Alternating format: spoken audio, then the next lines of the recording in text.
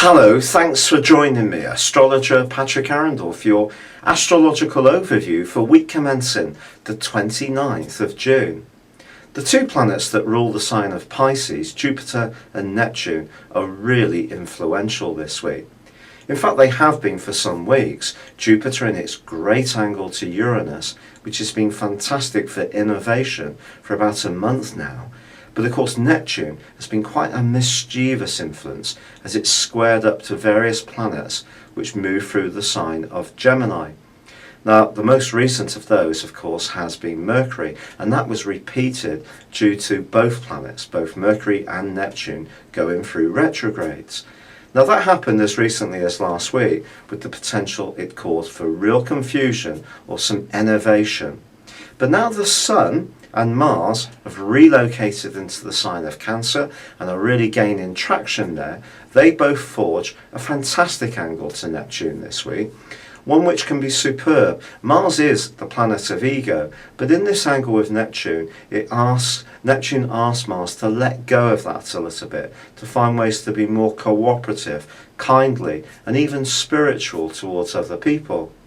The Sun's angle to Neptune is even better. This is really about an opportunity to try to find ways to support those who are less fortunate, especially in the sign of Cancer. So Neptune really can be a force for good this week. What about Jupiter? Well, Jupiter has been forging a great link with Uranus for some while, but this week Venus joins up with Jupiter in the sign of Leo. When it comes to glamour, it doesn't get much better than this. And if you are someone who's really interested in fashion or music or style, even the arts, then something around those areas can explode into life in a very positive way. And because Uranus is still connecting up brilliantly, there can be something that happens that you're not expecting. This could be a surprise invitation, a sudden brainwave. It could be a sense that maybe you need to do something on a hunch and just go with it and see where it leads. When Venus and Jupiter get together, it can be a time when we really enjoy the good things in life and don't worry so much about being more virtuous. So of course the downside is that we may do those things to excess.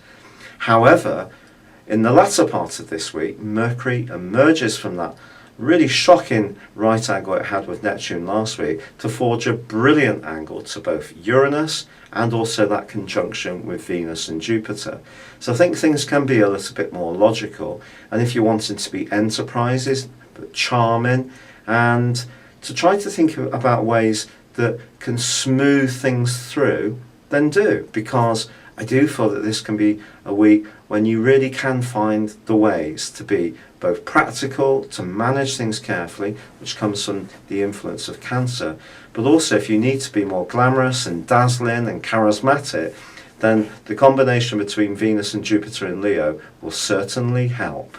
It's been a real pleasure being with you. Thank you for joining me. Good luck and goodbye for now.